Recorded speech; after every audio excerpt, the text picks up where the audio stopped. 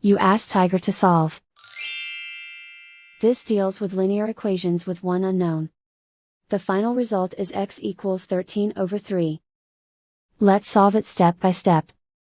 Swap sides. Resolve the double minus. Group all constants on the right side of the equation. Subtract 8/3 from both sides. Combine the fractions. Combine the numerators.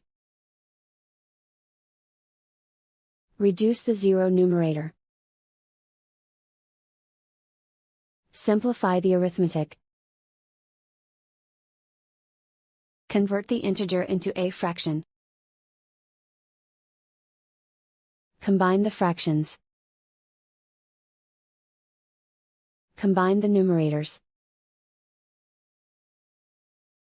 And so the final result is x equals 13/3.